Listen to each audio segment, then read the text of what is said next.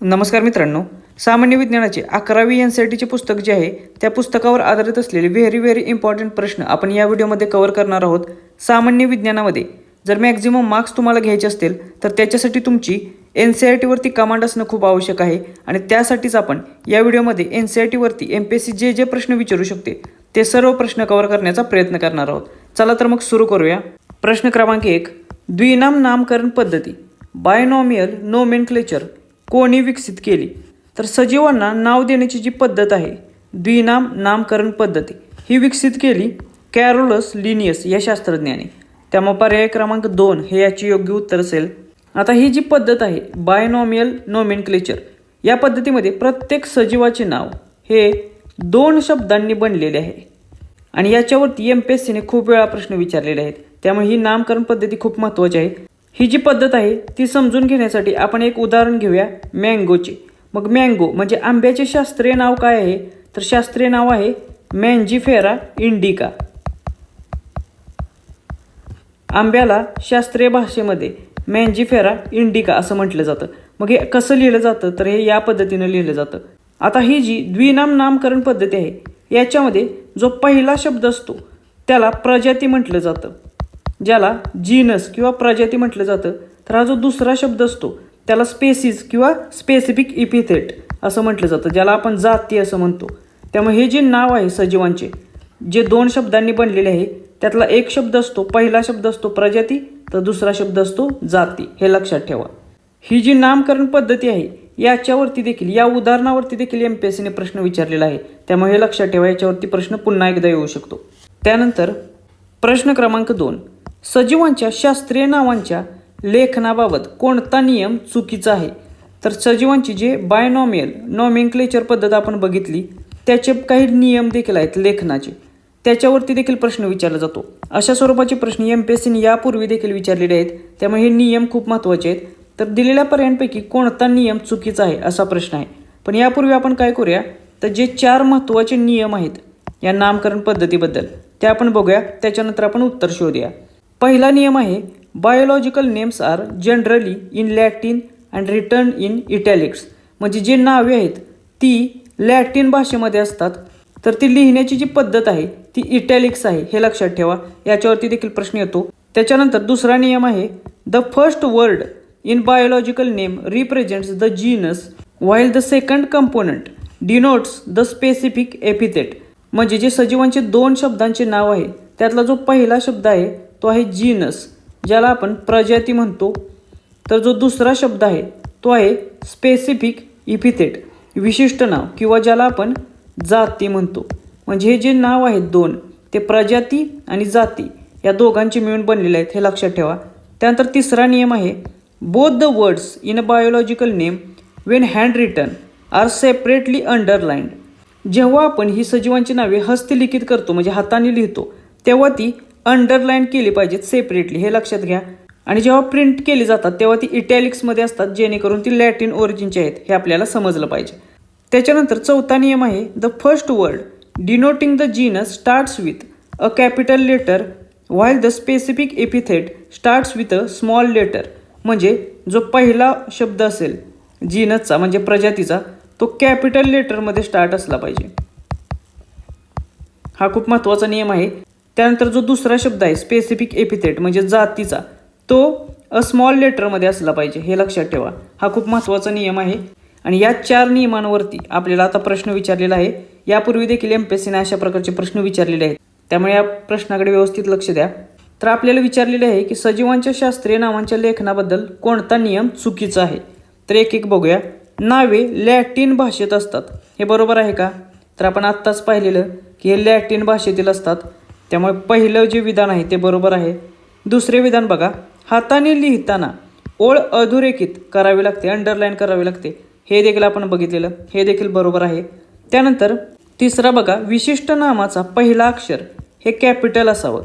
तर विशिष्ट नावाचे पहिले अक्षर हे कॅपिटल नसावे, तर विशिष्ट नावाचे पहिले अक्षर जे आहे ते स्मॉलमध्ये असले पाहिजे, स्मॉल लेटर्समध्ये असले पाहिजे. हे लक्षात ठेवा. त्यामुळे तिसरे विधान चुकीचे असल्यामुळे हेच आपल्या प्रश्नाचे योग्य उत्तर असेल. त्यानंतर चौथा बघा, प्रजातीचा पहिला अक्षर हा कॅपिटल असावा. तर हे बरोबर वाक्य आहे. प्रजाती म्हणजे काय, तर जीनसचे जे पहिले लेटर आहे ते कॅपिटलमध्ये असले पाहिजे. तर अशा प्रकारे हे नियम आहेत आणि याच्यावरती 100% प्रश्न तुम्हाला विचारला जातो, त्यामुळे हे नियम लक्षात ठेवा. त्यानंतर प्रश्न क्रमांक 3, वर्गीकरणाची सर्वात लहान श्रेणी युनिट ऑफ क्लासिफिकेशन कोणती आहे? तर आपल्या परीक्षेच्या दृष्टिकोनातून वनस्पतीचे वर्गीकरण आणि प्राण्यांचे वर्गीकरण हे जे 2 टॉपिक आहेत ते खूप महत्त्वाचे आहेत, कारण याच्यावरती 5 ते 6 प्रश्न MPSC आपल्याला प्रत्येक पेपरमध्ये विचारत असते. त्यामुळे सर्वात जास्त महत्त्वाचा जर कोणता टॉपिक असेल तर तो प्राण्यांचे वर्गीकरण आणि वनस्पतीचे वर्गीकरण हा असतो. मग या वर्गीकरणातील सर्वात लहान घटक कोणता आहे किंवा श्रेणी कोणती आहे, तर ती आहे जाती किंवा स्पेसीज. त्यामुळे पर्याय क्रमांक 3 हे याची योग्य उत्तर असेल.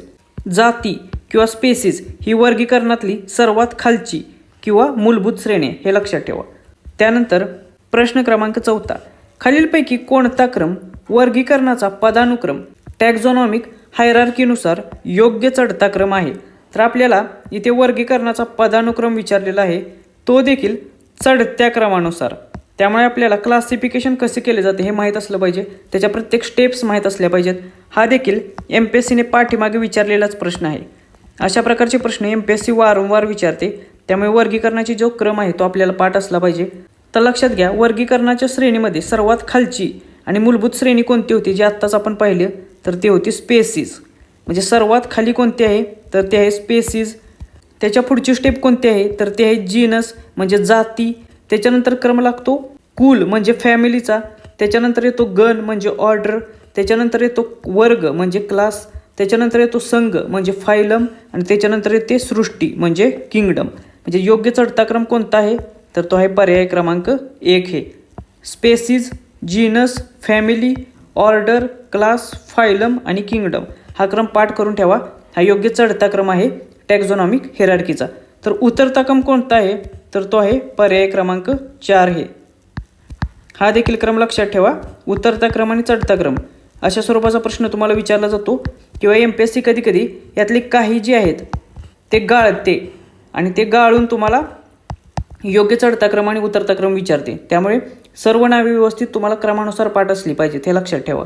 त्यानंतर प्रश्न क्रमांक 5, कॅर्निओरा हा गट कोणत्या श्रेणीत येतो? तर परीक्षेत आपल्याला अशा प्रकारे एखादा गट दिला जातो प्राणीसृष्टी किंवा वनस्पती सृष्टीमधील, आणि हा कोणत्या श्रेणीत येतो असा प्रश्न विचारला जातो. म्हणजे ती कुल आहे किंवा क्लास आहे किंवा ऑर्डर आहे किंवा जीनस आहे असं आपल्याला शोधायचं आहे. तर हा जो कॅर्निओरा तो आहे एक गण किंवा ऑर्डर. त्यामुळे पर्याय क्रमांक 3 हे याची योग्य उत्तर असेल. हा जो गण आहे याच्यामध्ये 2 महत्त्वाच्या फॅमिलीज किंवा कुल आहेत ते लक्षात ठेवा. एक आहे फेलिडे फॅमिली किंवा कुल. याच्यामध्ये कोणाचा समावेश होतो, तर याच्यामध्ये जी मांजर प्रजातीचे प्राणी आहेत त्यांचा समावेश होतो, म्हणजे मांजरांचा समावेश होतो लक्षात ठेवा. तर दुसरा एक कुल किंवा फॅमिली आहे ती म्हणजे कॅनिडे फॅमिली. मग या कॅनिडे फॅमिलीमध्ये कोणाचा समावेश होतो, तर ही जी फॅमिली आहे ती कुत्र्यांची आहे हे लक्षात ठेवा. त्यामुळे कॅर्निओरा हा जो गण आहे याच्यामध्ये फेलिडे म्हणजे मांजर आणि कॅनिडे म्हणजे कुत्रा या फॅमिलीचा समावेश होतो हे लक्षात ठेवा. ह्या खूप महत्त्वाच्या आहेत, तुम्हाला अशाच प्रकारचे प्रश्न परीक्षेत विचारले जातात. प्रश्न क्रमांक 6, गव्हाचे किंवा व्हीटचे शास्त्रीय नाव काय आहे? तर गव्हाचे शास्त्रीय नाव आहे ट्रिटिकम ॲस्टेवम हे. त्यामुळे पर्याय क्रमांक 2 हे याची योग्य उत्तर असेल. तर मँगोचे काय होते, तर आंब्याचे होते मँजिफेरा इंडिका. त्यामुळे लक्षात ठेवा गव्हाचे आहे ट्रिटिकम ॲस्टेवम. या दोन्हीवरती MPSC प्रश्न विचारू शकते, हे खूप महत्त्वाचे आहेत. त्यानंतर प्रश्न क्रमांक 7, मानवाचा ऑर्डर किंवा गण कोणता आहे? तर हा प्रश्न जो आहे तो MPSCचा PYQ आहे. याच्यावरती MPSCने यापूर्वी देखील असाच प्रश्न विचारलेला आहे.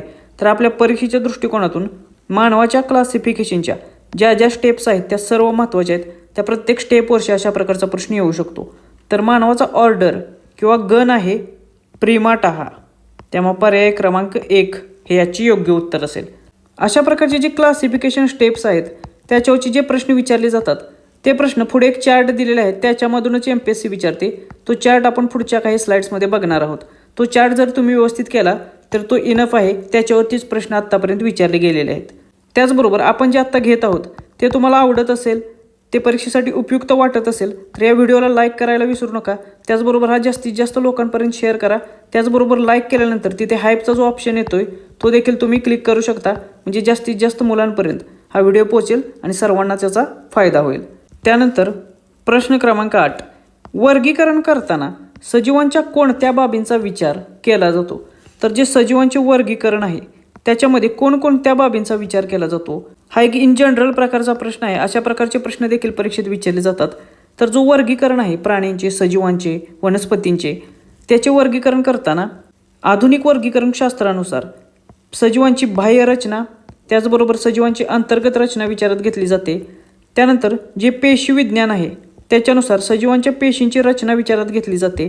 त्यानंतर त्या सजीवाची जी उत्क्रांतीची प्रक्रिया आहे, त्याची विकासाची जी प्रक्रिया आहे, इव्हॉल्युशनरी रिलेशनशिप जी आहे ती देखील विचारात घेतली जाते. त्याचबरोबर जी आपली इकोसिस्टीम आहे, परिसंस्था आहे, त्या परिसंस्थेमधला जो त्या सजीवाचा वावर आहे, त्या परिसंस्थेसंबंधित जी त्याची आंतरक्रिया आहे ती देखील विचारात घेतली जाते. अशा प्रकारे वरील सर्व ज्या गोष्टी आहेत त्या विचारात घेतल्या जातात. त्यामुळे पर्याय क्रमांक 4 हे याचे योग्य उत्तर असेल. त्यानंतर प्रश्न क्रमांक 9, मका किंवा व्हीट हा कोणत्या फायलम किंवा संघमध्ये येतो? तर सर्वात आधी मका किंवा व्हीट ही एक वनस्पती आहे आणि वनस्पतीचा फायलम नसतो, तर वनस्पतीची डिव्हिजन असते. डिव्हिजन म्हणजे विभाग. वर्गीकरणामध्ये वनस्पतीचा संघ नसतो, तर वनस्पतीमध्ये विभाग असतात, डिव्हिजन असतात, हे लक्षात ठेवा. मग मका हा कोणत्या डिव्हिजनमध्ये किंवा विभागामध्ये येतो? तर मका हा अँजिओस्पर्म या डिव्हिजनमध्ये येतो, विभागामध्ये येतो. त्यामुळे पर्याय क्रमांक 1 हे याचे योग्य उत्तर असेल. त्यानंतर प्रश्न क्रमांक 10, घरमाशीचा हाऊस फ्लायचा क्लास किंवा वर्ग कोणता आहे?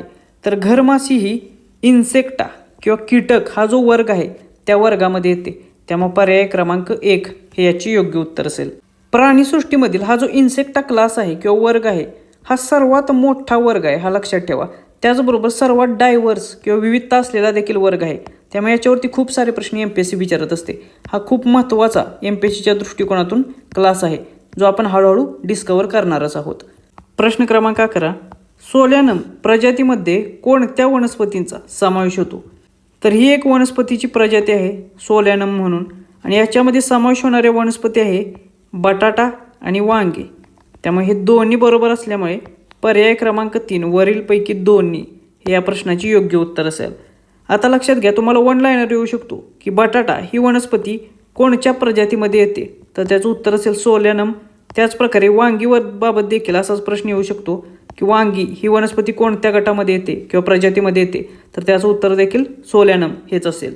त्यानंतर तर हा एक चार्ट आहे जो चार्ट आपल्याला रिवाईज करायचा आहे, कारण याच्यावरती क्लासिफिकेशनच्या बाबतीत प्रश्न विचारले जातात. तर हा चार्ट आपण एकदा रिवाईज करूया. तर पहिला आहे मॅन किंवा मानव. याचं शास्त्रीय नाव काय आहे? तर ते आहे होमो सेपियन्स. त्यामुळे शास्त्रीय नाव लक्षात ठेवा. मानव हा कोणत्या जीनसमध्ये, प्रजातीमध्ये येतो? तर तो होमो या जीनसमध्ये, प्रजातीमध्ये. मानवाची फॅमिली किंवा कुल काय आहे? तर ते आहे होमिनिडे. हे लक्षात ठेवा. होमिनिडे या फॅमिलीचा किंवा कुलचा मानव किंवा मॅन हा घटक आहे. त्यानंतर मानवाची ऑर्डर किंवा गण कोणता आहे? तर तो आहे प्रिमाटा. क्लास कोणता आहे, वर्ग कोणता आहे? तर तो आहे मॅमेलिया. आणि संघ कोणता आहे? तर तो आहे कॉर्डाटा. त्यामुळे हा जो क्रम आहे तो क्रम लक्षात ठेवा मानवाचा. याच्यातील कोणत्याही कॅटेगरीवरती तुम्हाला प्रश्न येऊ शकतो. त्यानंतर अजून एक महत्त्वाचे आहे सजीव, तो म्हणजे हाऊस फ्लाय, घरमाशी. याचं शास्त्रीय नाव काय आहे? तर याचं शास्त्रीय नाव आहे मस्का डोमेस्टिका. हे शास्त्रीय नाव लक्षात ठेवा घरमाशीचे. याच्यावरती प्रश्न येऊ शकतो. हिची प्रजाती कोणती आहे? तर ते आहे मस्का. या प्रजातीवरती देखील प्रश्न येतो. त्यानंतर फॅमिली आहे मस्सिडे म्हणून. ही फॅमिली कोणाची आहे? तर ती आहे हाऊस फ्लायची. हे लक्षात ठेवायला थोडंसं सोपं आहे. त्यानंतर घरमाशीचा ऑर्डर किंवा गण कोणता आहे? तर तो आहे डिप्तेरा. हा कोणत्या क्लासमधला, वर्गातला घटक आहे? तर ते आपण मगाशीच पाहिलेलं की वर्ग इन्सेक्टा याच्यामध्ये हाऊस फ्लायचा समावेश होतो.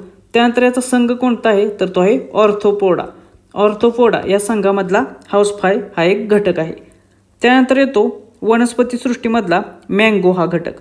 मँगो ही वनस्पती कोणत्या शास्त्रीय नावाने ओळखली जाते? तर मँजिफेरा इंडिका याचं शास्त्रीय नाव आहे. याची प्रजाती कोणती आहे? तर ती आहे मँजिफेरा. याची फॅमिली कोणती आहे? तर याची फॅमिली आहे अनाकार्डेसिया म्हणून. ही फॅमिली लक्षात ठेवा. थोडी डिफिकल्ट नावे आहेत पण याच्यावरती प्रश्न विचारले जातात. त्यानंतर मँगोचाच गण कोणता आहे, तर तो आहे सॅपिंडेल्स म्हणून, सॅपिंडेल्स हे गण देखील लक्षात ठेवा.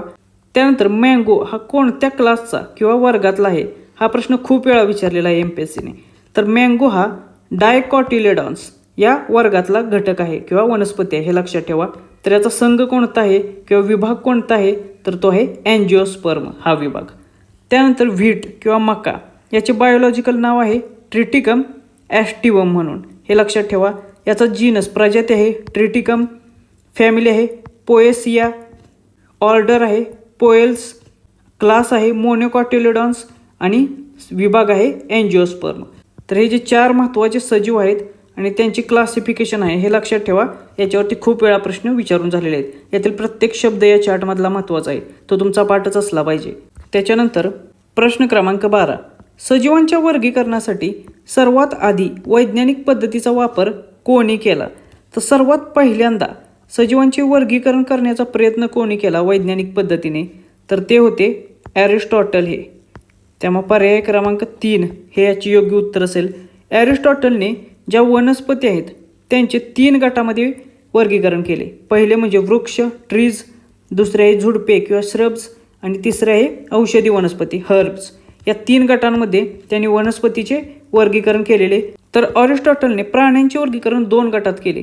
एक म्हणजे रेड ब्लडेड प्राणी म्हणजे लाल रक्त असलेले आणि दुसरे लाल रक्त नसलेले प्राणी. तर हे 2 गट प्राण्यांचे होते. अशा प्रकारे वैज्ञानिक पद्धतीने वर्गीकरण करण्याचा पहिला प्रयत्न कोणी केला असेल, तर तो ॲरिस्टॉटल या शास्त्रज्ञाने केला होता, हे लक्षात ठेवा. त्यानंतर प्रश्न क्रमांक 13, RH व्हिटेकर यांनी 5 सृष्टी किंवा पंचसृष्टी वर्गीकरण पद्धती कधी मांडली, तर RH व्हिटेकर यांनी पंचसृष्टी वर्गीकरण पद्धती मांडली 1969ला. त्यामुळे पर्याय क्रमांक 2 हे याचे योग्य उत्तर असेल. हे साल तुम्हाला विचारणार नाहीत, मात्र तुम्हाला प्रश्न असेल की पंचसृष्टी वर्गीकरणाची पद्धत कोणी मांडली, तर त्याचे उत्तर असेल RH व्हिटेकर हे. मग तुम्हाला त्या पंचसृष्टीमध्ये कशा कशाचा समावेश होतो ते देखील माहीत असलं पाहिजे, त्याच्यावरती देखील प्रश्न येतो. तर याच्यामध्ये मोनेरा सृष्टी, प्रोटिस्टा सृष्टी, बुरशी, वनस्पती सृष्टी आणि प्राणीसृष्टी अशा पंचसृष्टींचा समावेश होतो. आणि त्यामुळेच पंचसृष्टी वर्गीकरणाचे जनक कोण आहेत, तर ते आहेत RH व्हिटेकर हे. मग यांनी वर्गीकरणासाठी कोणते निकष वापरले ते देखील पाठ असले पाहिजेत, त्याच्यावरती देखील प्रश्न येतात. तर ते निकष आहेत पेशींची रचना, शरीराच्या संघटनाची पातळी म्हणजे शरीराची रचना, तिसरा आहे पोषणाचे प्रकार, पुनरुत्पादन आणि वंशपरंपरागत किंवा उत्क्रांती संबंधीचे जे संबंध आहेत फायलोजेनेटिक रिलेशनशिप, या निकषांवर आधारित असलेली ही एक वर्गीकरणाची पद्धत आहे. त्यामुळे RH व्हिटेकर यांनी पंचसृष्टी कोणकोणत्या सांगितल्या ते आणि त्यासाठी कोणते निकष सांगितले ते सर्व तुम्हाला माहीत असले पाहिजेत. त्यानंतर प्रश्न क्रमांक 14, मोनेरा सृष्टीतील सजीव कसे असतात, तर आता परीक्षेमध्ये जे पंचसृष्टी आहेत त्या प्रत्येक सृष्टीची वैशिष्ट्ये जी आहेत ती माहीत असली पाहिजेत. त्याच्यावरती अशा स्वरूपाचा प्रश्न MPSC विचारते. हा देखील MPSCचा PYQचा आहे. याच्यावरती देखील पुन्हा तुम्हाला प्रश्न अशा स्वरूपाचा येऊ शकतो. तर मोनेरा सृष्टीमध्ये जे सजीव असतात ते एकपेशीय सजीव आणि प्रोकॅरियोटिक सजीव असतात. त्यामुळे पर्याय क्रमांक 3 हे याचे योग्य उत्तर असेल. एकपेशीय म्हणजे आपल्याला माहीत आहे युनिसेल्युलर, एकाच पेशीपासून बनलेले जे सजीव असतात त्यांना एकपेशीय सजीव म्हटलं जातं. तर प्रोकॅरियोटिक सजीव म्हणजे कोणते, तर ज्यांची केंद्रक हे अपूर्ण आहे किंवा अविकसित आहेत त्यांना प्रोकॅरियोटिक ॲनिमल्स म्हटलं जातं. तर हे एकपेशीय आणि प्रोकॅरियोट सजीव जे असतात ते मोनेरा सृष्टीमध्ये असतात. मग अजून एक MCQ आहे जो तुम्हाला परीक्षेत विचारला जातो. तर या मोनेरा सृष्टीमध्ये कोणाचा समावेश होतो, तर याच्यामध्ये केवळ जीवाणूंचा समावेश होतो. जे बॅक्टेरिया आहेत त्या बॅक्टेरियांचा समावेश फक्त आणि फक्त मोनेरा सृष्टीमध्ये होतो.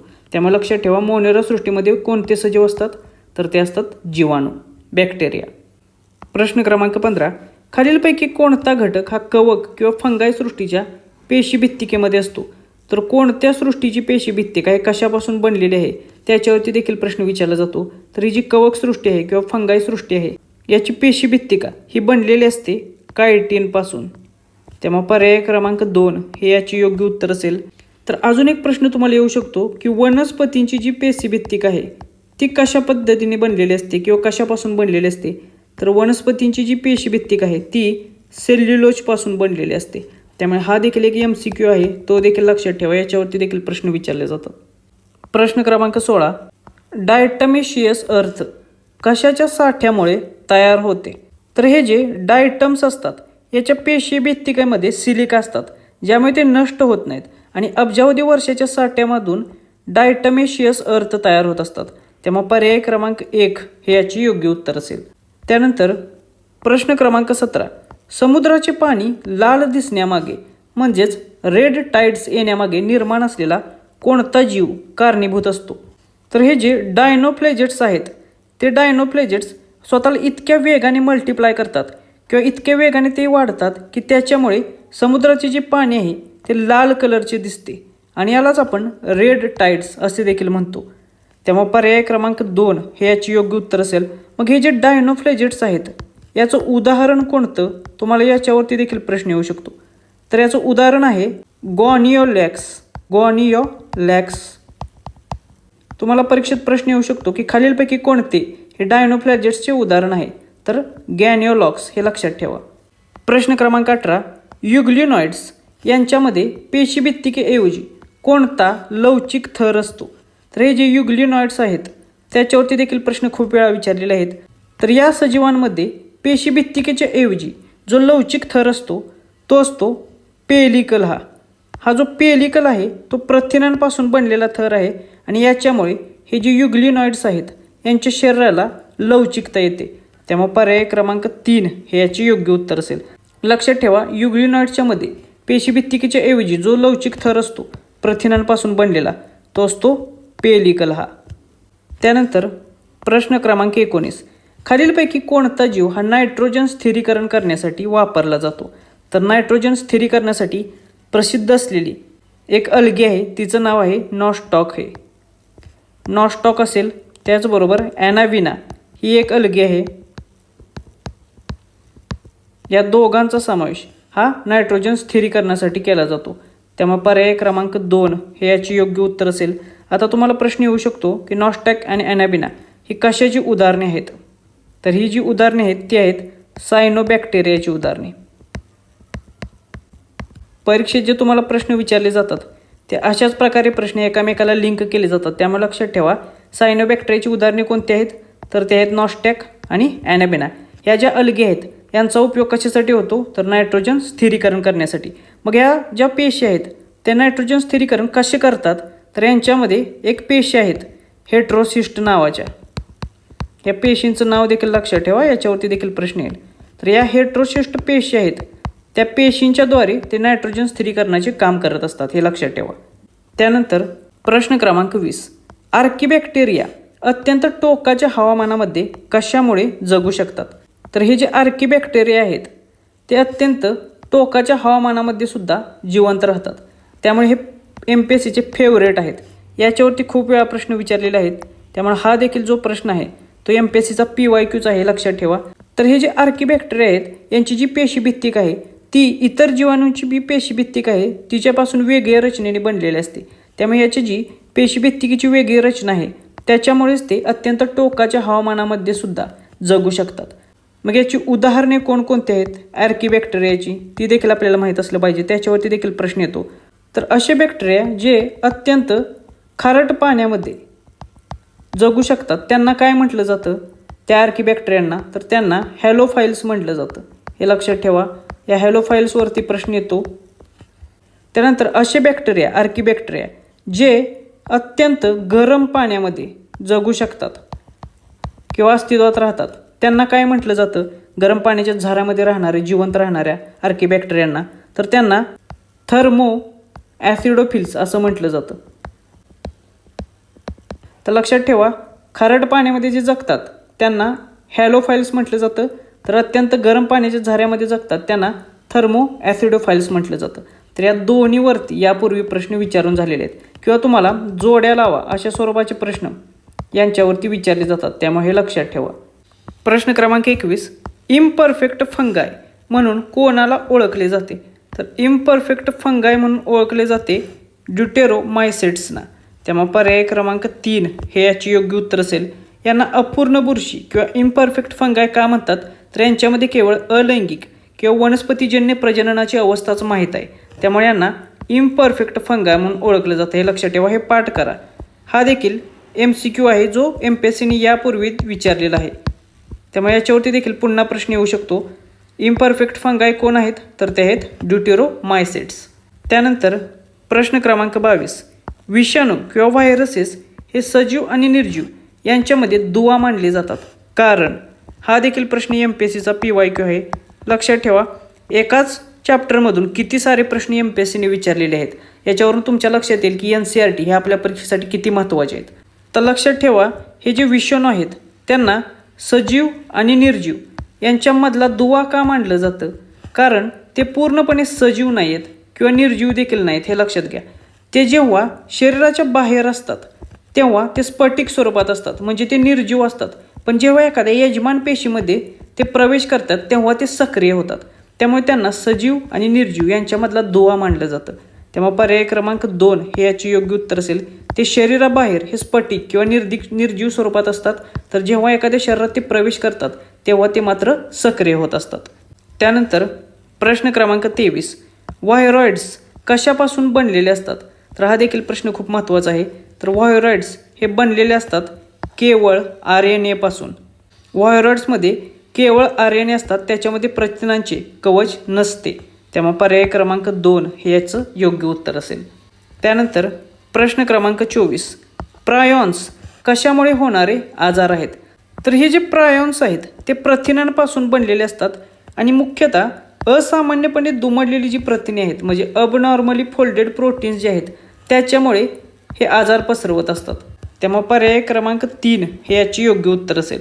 आता मग या प्रायॉन्समुळे किंवा प्रायॉन्समधल्या अबनॉर्मली फोल्डेड प्रोटीन्स जे आहेत त्याच्यामुळे मानवामध्ये कोणता आजार होतो असा देखील प्रश्न येऊ शकतो.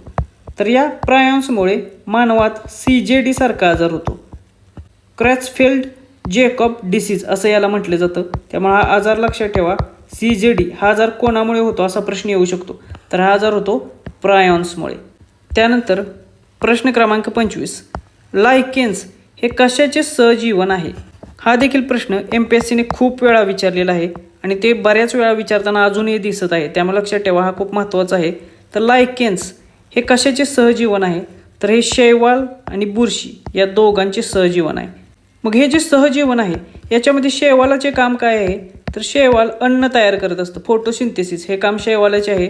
तर बुरशीचे काम काय आहे, तर बुरशीचे काम आश्रय देणे, त्याचबरोबर जमिनीतून जे खनिजे आहे ती उपलब्ध करून देणे हे काम बुरशीचं आहे. त्यामुळे एकमेकांना हे मदत करत असतात आणि अशा तऱ्हेने हे जे सहजीवन आहे ते लायकेन या स्वरूपात ते जगत असतात.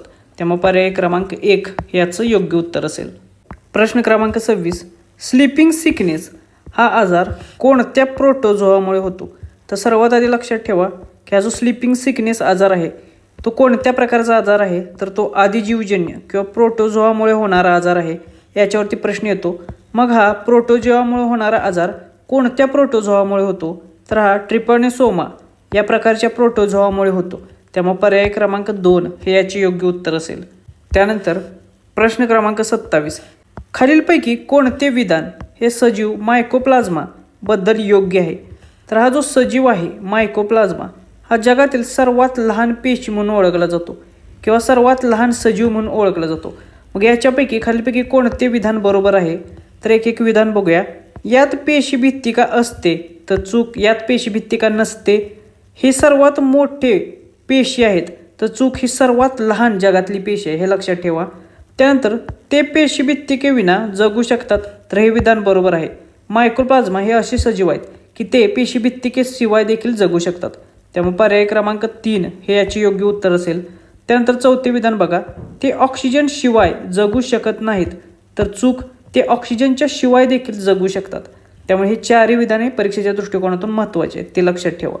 त्यानंतर प्रश्न क्रमांक 28, जीवाणूंची आकारावरून पडलेली वर्गवारी कोणती नाही, तर आपल्याला खाली जीवाणूंची आकारावरून पडलेली 4 नावे दिलेली आहेत आणि त्याच्यापैकी कोणते चुकीचे आहे ते आपल्याला शोधायचे आहे. तर पहिले आहे स्पेरिकल कोकस, म्हणजे गोल आकारावरून पडलेली जीवाणूंची वर्गवारी आहे, हे बरोबर आहे. रॉड शेप्ड बॅसिलस, म्हणजे दंडगोल प्रकारचे जे जीवाणू आहेत त्याच्यावरून पडलेली वर्गवारी आहे, हे देखील बरोबर आहे. कॉमा शेप्ड विब्रियम, म्हणजेच स्वल्पविराम प्रकारचे जे जीवाणू आहेत त्या आकारावरून पडलेली ही वर्गवारे आहे, ही तिन्ही बरोबर आहेत. तर पेलिकल ही अशा कोणत्याही प्रकारची आकारावरून पडलेली वर्गवारी नाही आहे. त्यामुळे पर्याय क्रमांक 4 हे याचे योग्य उत्तर असेल. तर अजून एक आहे चौथी जी आकारावरून पडलेली वर्गवारी आहे, ती आहे द स्पायरल स्पिरिलम. जी स्पायरल प्रकारची जी आकार आहे त्याच्यावरून पडलेली ही वर्गवारे आहे. तर या 4 वर्गवारे आहेत जीवाणूंच्या ज्या आकारावरून पडलेले आहेत: spherical coccus, rod shaped bacillus, comma shaped vibrium आणि द स्पायरल स्पिरिलम. ही 4 प्रकार लक्षात ठेवा. त्यानंतर प्रश्न क्रमांक 29, वनस्पती सृष्टीच्या जीवनचक्रातील 2 टप्पे कोणते आहेत? तर हा प्रश्न आत्तापर्यंत त्यांनी विचारलेला नाही आहे, त्यामुळे हा प्रश्न 100% तुम्हाला येऊ शकतो. तर वनस्पती सृष्टी जी आहे तिच्या जीवनचक्रातील 2 टप्पे किंवा 2 सायकल आहेत त्या खूप महत्त्वाच्या आहेत. एक आहे स्पोरोफायटिक आणि दुसरी आहे गॅमेटोफायटिक. ही जी स्पोरोफायटिक आहे ती डिप्लॉइड आहे, तर ही जी गॅमेटोफायटिक आहे ती हॅप्लॉइड आहे. आणि या 2 फेजेस ज्या आहेत त्या एकामेकाला अल्टरनेट असतात, म्हणजे एक झाली की एक अशा स्वरूपाच्या त्या होत असतात. आणि यालाच अल्टरेशन ऑफ जनरेशन असं देखील म्हटलं जातं या प्रकारच्या सायकलला. त्यामुळे ही सायकल देखील लक्षात ठेवा आणि या 2 फेजेस देखील लक्षात ठेवा. याच्यावरती 100% प्रश्न येईल. त्यामुळे पर्याय क्रमांक 1 हे याचं योग्य उत्तर असेल. त्यानंतर प्रश्न क्रमांक 30, बॅक्टेरियोफेज म्हणजे काय? तर बॅक्टेरियोफेज हे अशा प्रकारचे विषाणू आहेत जे जीवाणूंना खातात किंवा जीवाणूंना संक्रमित करतात आणि त्यांना मारून टाकतात. त्यामुळे त्यांना बॅक्टेरियोफेज असं म्हटलं जातं. हे काय आहेत? तर हे आहेत विषाणू. हे अशा प्रकारचे विषाणू आहेत जे जीवाणूंना खातात. त्यामुळे पर्याय क्रमांक 1 हे याचं योग्य उत्तर असेल. प्रश्न क्रमांक 31, मशरूम हे कोणत्या गटात येते? तर ॲग्रिकस ज्याला आपण मशरूम म्हणतो, त्याचबरोबर आणखीन एक आहे ते म्हणजे रस्ट, त्यानंतर आणखीन एक आहे ते म्हणजे स्मट. या प्रकारचे जे कवक आहेत किंवा बुरशी आहेत ते येत असतात बॅसिडोमायसिट्स या गटामध्ये. त्यामुळे पर्याय क्रमांक 2 हे याचे योग्य उत्तर असेल. बॅसिडोमायसिटमध्ये कोणकोणत्या कवके येतात किंवा बुरशी येतात तर ते लक्षात ठेवा, त्याच्यावरती प्रश्न अशाच प्रकारे विचारला जाईल. त्यानंतर प्रश्न क्रमांक 32, हॅलोफाईल्स हे जीवाणू कोठे आढळतात? तर आपण मागाशीच पाहिलेलं की हॅलोफाईल जे जीवाणू आहेत ते आर्किबॅक्टेरिया या प्रकारचे जीवाणू आहेत आणि हे जीवाणू आढळतात अत्यंत खारट पाण्यामध्ये. तेव्हा पर्याय क्रमांक 2 हे याचे करेक्ट उत्तर असेल. त्यानंतर प्रश्न क्रमांक 33, बुरशीमधील लैंगिक चक्रातील योग्य क्रम कोणता? हा देखील प्रश्न आत्तापर्यंत MPSCने विचारलेला नाही, त्यामुळे हा देखील 100% तुम्हाला विचारू शकतात. तर बुरशीमधील लैंगिक चक्राचा योग्य क्रम कोणता आहे? तर सर्वात आधी आहे प्लाझ्मोगॅमी. याच्यामध्ये काय होतं तर याच्यामध्ये जे पेशीद्रव्य आहे ते आधी मिलन पावतं किंवा एकमेकांच्या संपर्कात येतं. त्याच्यानंतर दुसरी स्टेप आहे ती म्हणजे कॅरिओगॅमी. याच्यामध्ये काय होतं तर याच्यामध्ये जे केंद्रक आहेत त्यांचं मिलन होतं. आणि सर्वात शेवटची स्टेप आहे ती म्हणजे मिओसिस. याच्यामध्ये पेशी विभाजन होतं. त्यामुळे ह्या तिन्ही स्टेप लक्षात ठेवा ज्या बुरशीमधील लैंगिक चक्राच्या स्टेप्स आहेत किंवा क्रम आहे.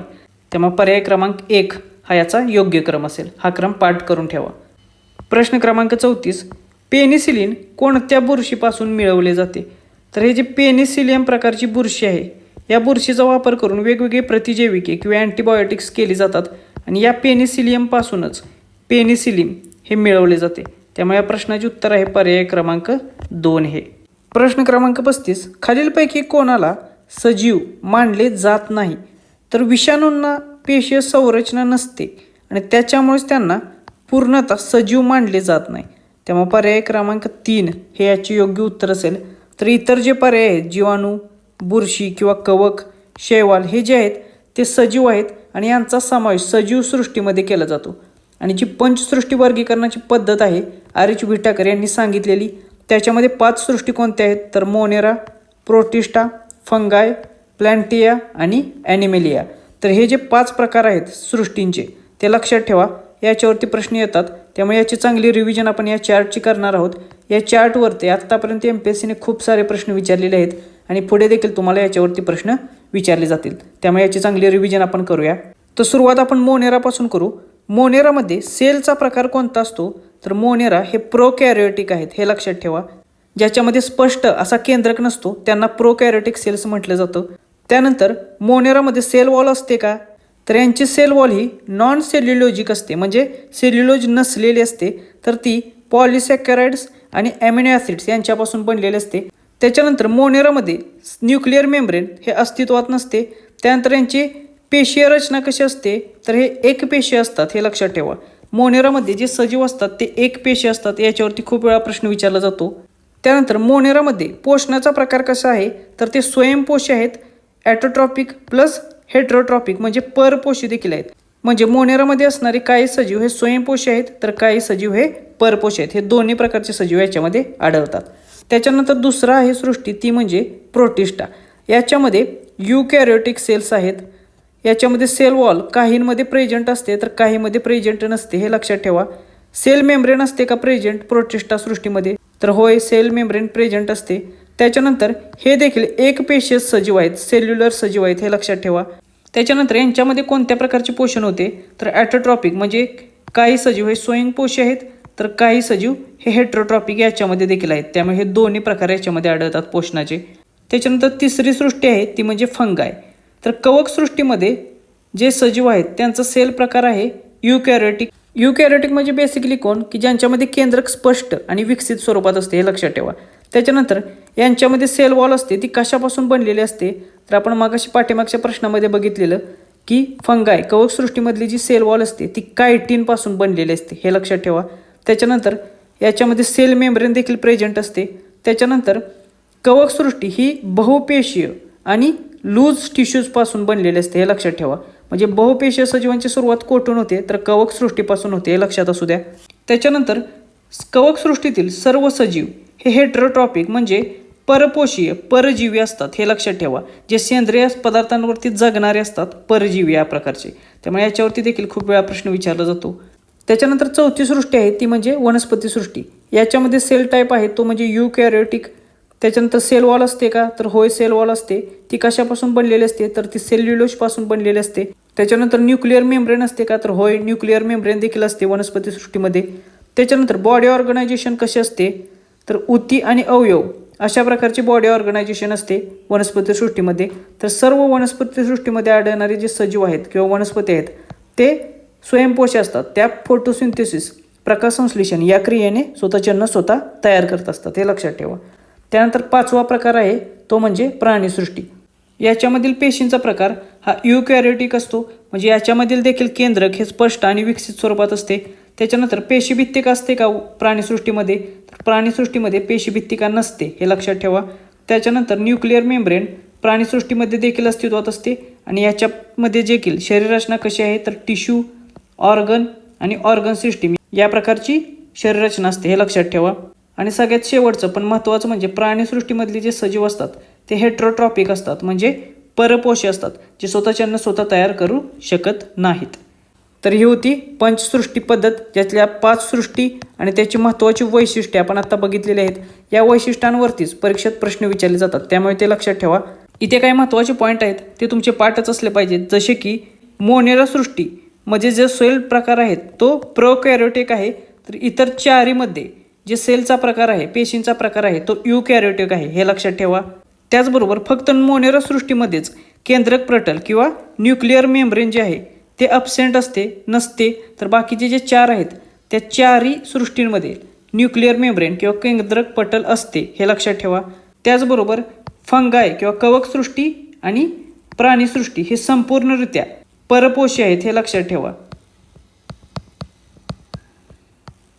तर मोनेरा सृष्टी ही स्वयंपोषी परपोषी, प्रोटिस्टा सृष्टी ही देखील स्वयंपोषी परपोषी या स्वरूपात आहे आणि वनस्पती सृष्टी जी आहे ती पूर्णरित्या स्वयंपोषी आहे, हे तुम्हाला माहीत असलं पाहिजे. तर अशा स्वरूपाची काही वैशिष्ट्ये आहेत ती लक्षात ठेवा प्रत्येक सृष्टीची, ज्याच्यावरती परीक्षेत प्रश्न विचारले जातात. आणि या चार्टमधूनच या वैशिष्ट्यांवरती तुम्हाला 100% प्रश्न विचारले जातील. त्यामुळे हा चार्ट व्यवस्थितरित्या तयार करून ठेवा. या चार्टचे जर मराठी विश्लेषण तुम्हाला हवे असेल तर ते देखील मी आपल्या टेलिग्राम चॅनेलला अपलोड करेल, त्यामुळे तिथून ते तुम्ही मराठीमध्ये वाचून घेऊ शकता.